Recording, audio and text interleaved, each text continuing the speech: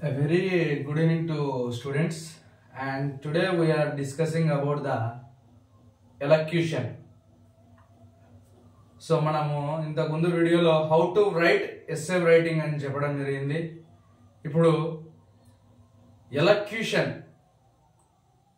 ఇంకా మీకు సింపుల్గా అర్థం కావాలంటే కనుక స్పీచ్ అనేటువంటిది ఏ విధంగా ఇవ్వాలి. ముఖ్యంగా మనం గమనించాల్సినటువంటి విషయం ఏమిటంటే, మనం ఇంతకుముందు ఎస్సే రైటింగ్లో ఏ విధంగానైతే చెప్పామో, అంటే ఇక్కడ మెయిన్ గమనించాల్సినటువంటి విషయం ఏమిటంటే, మనకి ఎలక్యూషన్ రెండు రకాలైనటువంటి ఎలక్యూషన్స్ ఉంటాయి. ఫస్ట్ వచ్చేసి నార్మల్ ఎలక్యూషన్, అంటే ఇక్కడ చూడండి normal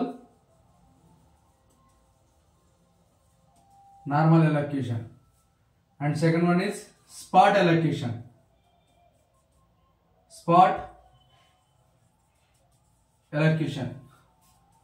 So what is the differences between a normal elocution and spot elocution? First వీటికి డిఫరెన్సెస్ తెలుసుకోండి. అంటే నార్మల్ ఎలక్యూషన్ అంటే ఇంతకు ముందే మనకి ఒక రోజు ముందు కానీ ఒక 1 hour ముందు కానీ అలా కాకుండా మనకి టాపిక్ అనేటువంటిది ఎలక్యూషన్ టాపిక్ ఏమిటి అనేటువంటి మనకు ముందే తెలిసి ఉంటే అది నార్మల్ ఎలక్యూషన్. అలా కాకుండా మనము జడ్జెస్ దగ్గరికి వెళ్ళినప్పుడు, ఓకేనా, జడ్జెస్ దగ్గరికి వెళ్ళినప్పుడు నీ టాపిక్ ఇది అని వెంటనే చెప్పేది స్పాట్ ఎలక్యూషన్.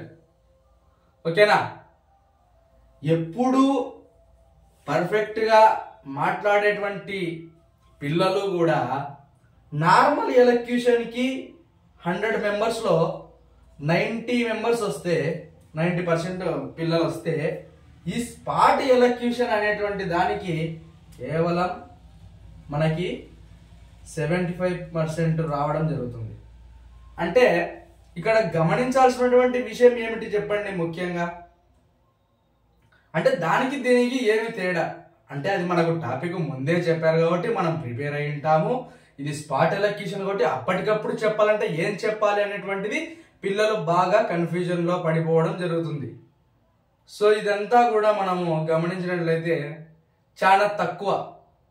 ఓకేనా, నార్మల్ ఎలక్యూషన్, స్పాట్ ఎలక్యూషన్ అంటే ఏమి, తెలిసిన విషయాన్ని మనము ఎటువంటి ఇబ్బంది లేకుండా చక్కగా తడబడకుండా ఉపయోగించడం. అది ఇంగ్లీష్ అయినా తెలుగు అయినా.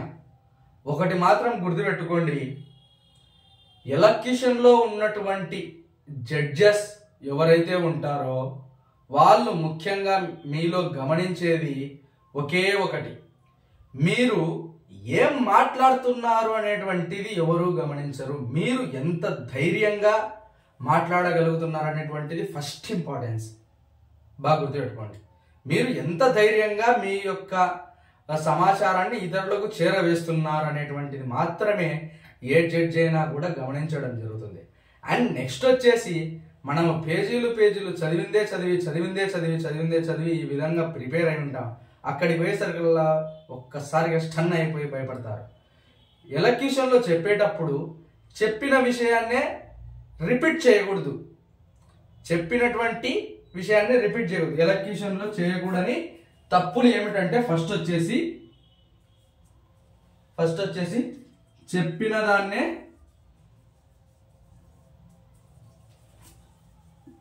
దాన్ని మళ్ళీ చెప్పకూడదు.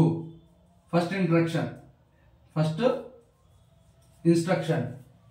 నెక్స్ట్ వచ్చేసి ఇప్పుడు స్పీచ్ గురించి కూడా చెప్తాను చూడండి. ఒకవేళ మీరు స్టేజ్ మీద మాట్లాడుతున్నారు అనుకోండి, ఈ విధంగా వారు చెప్పిన విధంగా అని చెప్పకూడదు. వాళ్ళు చెప్పిన విధంగా అంటే ఎవరో చెప్పిన దాన్ని మీరు మళ్ళీ కాపీ పేస్ట్ చేసినట్టుగా ఉంటుంది. ఓకేనా, అది అర్థం చేసుకోండి. ఓకేనా, వారు చెప్పిన దాని ప్రకారం అంటే ఇక్కడేమి, ఇతరులు చెప్పిన దాన్ని చెప్పకూడదు. ఈ రెండు main important.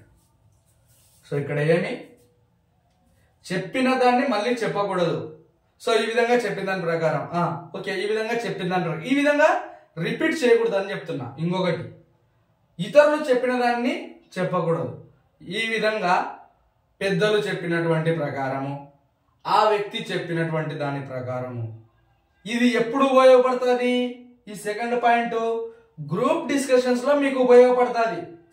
Okay okay, I'm agree with her, I'm agree with he's, ఓకేనా, హీజ్ రైట్, యా. సో ఈ విధంగా ఇది గ్రూప్ డిస్కషన్స్ లో ఉపయోగపడుతుంది. అది మాత్రం బాగా గుర్తుపెట్టుకోండి. చెప్పిన దాన్ని మళ్ళీ రిపీట్ చేయకూడదు. ఇతరులు చెప్పిన దాని ప్రకారం అని అస్సలు చెప్పకూడదు, ఓకేనా. నెక్స్ట్ వచ్చేసి జడ్జెస్, ఎలక్యూషన్ లో ఉన్నటువంటి జడ్జెస్ ముఖ్యంగా గమనించేది పిల్లలలో, చెప్పేటువంటి పిల్లలలో అబ్జర్వ్ చేసేది ఏమిటంటే, ఫస్ట్ వచ్చేసి దీన్ని మాత్రం చాలా బాగా అబ్జర్వ్ చేయండి. ఇప్పటి నుంచి ఖచ్చితంగా ఎవరైతే వెనకబడినారో వాళ్ళకి మంచి ప్రైజెస్ వస్తాయి. సో ఈ యొక్క సిస్టమ్ ని ఫాలో అవ్వండి ఖచ్చితంగా. ఎలక్యూషన్ లో మిమ్మల్ని అబ్జర్వ్ చేసేటువంటి జడ్జెస్ మీలో గమనించేది, ఫస్ట్ మీరు ఏం టాపిక్ చెప్తున్నారు అంటే ఇంట్రడక్షన్, బాగా గమనించండి. ఇంట్రడక్షన్ తర్వాత కంటెంట్, తర్వాత కంటెంట్, తర్వాత కన్క్లూజన్. ఈ మూడు గమనిస్తాడు. చెప్పండి, మిమ్మల్ని మీరు ఎలక్యూషన్ చెప్తున్నప్పుడు మిమ్మల్ని అబ్జర్వ్ చేసేటువంటి జడ్జి ఎవరైతే ఉన్నారో మీలో గమనించేది ఇంట్రడక్షన్, టాపిక్ కి తగ్గట్టుగా ఇంట్రడక్షన్ ఉందా లేదా, తర్వాత కంటెంట్ ఉందా లేదా, తర్వాత కన్క్లూజన్, ఫైనల్ గా ఏం చెప్పాడు. అంటే నేను దీన్ని ఏం చెప్తున్నానంటే గనక మనకి ఇక్కడ ఖచ్చితంగా ఒక కరెక్ట్ వే ఆఫ్ పాయింట్ అనేటువంటిది ఖచ్చితంగా ఉండాలి. మనం ఏం మాట్లాడుతున్నాం, ఏం చెప్తున్నాం, టాపిక్ కి తగ్గట్టుగా మాట్లాడుతున్నామా లేదా అనేటువంటిది మీరు చక్కగా గమనించాల్సినటువంటి అతి కీలకమైనటువంటి అంశము. సో ఇప్పుడు జడ్జెస్ ముగ్గురు ఉన్నారనుకోండి, మిమ్మల్ని ఎట్లా డిసైడ్ చేస్తారో తెలుసా? ఇప్పుడు ఇక్కడే చూద్దాం. A B C, A B C అనేటువంటి జడ్జెస్ ఉన్నప్పుడు మీరు మాట్లాడుతుంటారు కదా. ఏ అనేటువంటి జడ్జి ఒక వ్యక్తికి, పి అనేటువంటి వ్యక్తికి 10 పాయింట్స్ వేసింటారు ఇంట్రడక్షన్కి. అంటే టాపిక్ కి తగ్గట్టుగా ఇంట్రడక్షన్ చెప్పాడు అబ్బాయి, ఓకేనా. నెక్స్ట్ వచ్చేసి కంటెంట్ కి 8 మార్కులు వేస్తాడు. ఎందుకంటే మనకి టైం తక్కువ ఉంటుంది. మినిమం అంటే 3 to 5 minutes, లాస్ట్ మ్యాక్సిమం అంటే 5 minutes మీరు బాగా గుర్తుపెట్టుకోవాలి, ఓకేనా. కన్క్లూజన్ కి 9 మార్కులు వేసినాడు, 9 మార్కులు. ఈ రెండు ఎంత చెప్పండి? 10, 19, 20, 27, టోటల్ 27 మార్కులు. ఈ విధంగా క్యూ అనేటువంటి వ్యక్తికి, అదేవిధంగా ఆర్ అనేటువంటి వ్యక్తికి 8, 7 ఎక్కడ ఇంట్రడక్షన్, తర్వాత 6, 5 ఇక్కడ కన్క్లూజన్ 4 అండ్ 8. ఇప్పుడు ఏమవుతుంది? ఇక్కడ ఏమొచ్చింది మనకి? ఇక్కడ చెప్పండి. 8 ఒక 4, 12, 12 ఒక 6, 18. ఎవరికి? క్యూ అనేటువంటిది. 8, 4, 12, 12 ఒక 6, 18. ఆర్ అనేటువంటి వ్యక్తికి చెప్పండి 7, 8, 7 ఎంత చెప్పండి? 15, ఇంకొక 5, 20. ఇప్పుడు మీకే అర్థమైంటది. Who is the winner? Who is the winner? P అనేటువంటి వ్యక్తి విన్ను.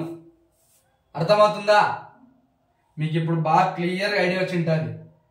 అంటే ఇక్కడ జడ్జెస్ ఏం గమనిస్తున్నారు? టాపిక్ కి తగ్గట్టుగా చెప్తున్నారా లేదా, ఇంట్రడక్షన్, కంటెంట్, అందులో కంటెంట్ ఉందా లేదా, తర్వాత ఫైనల్ గా చెప్తున్న ఎలక్యూషన్ చెప్పేటువంటి విద్యార్థి ఏం చెప్పాడు, కన్క్లూజన్. ఇప్పుడు మీకే ఇక్కడే తెలిసిపోతుంది. ఇంట్రడక్షన్ బాగా చెప్పాడు, ఓకే. కంటెంట్ ఓకే చెప్పాడు, కన్క్లూజన్ ఓకే ఇంకా పర్ఫెక్ట్ చెప్పాడు, 27 మార్క్స్ వచ్చినాయి.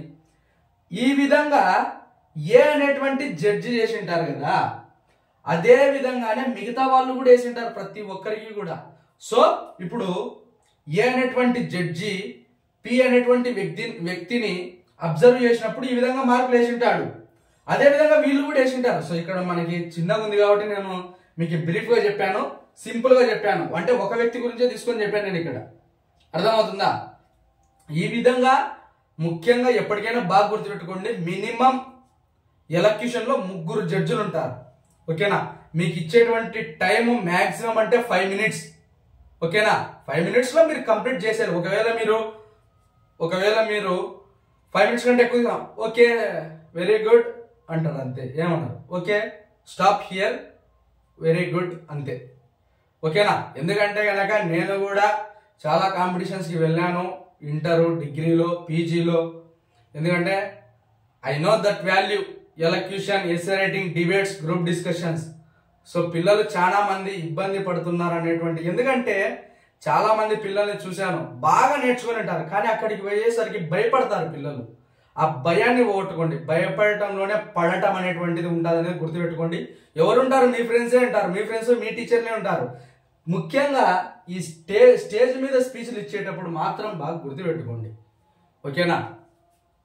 ఇది చాలా ఇంపార్టెంట్. ముఖ్యంగా నేను how to participate in elocution students కోసం చేశాను ఈ వీడియో.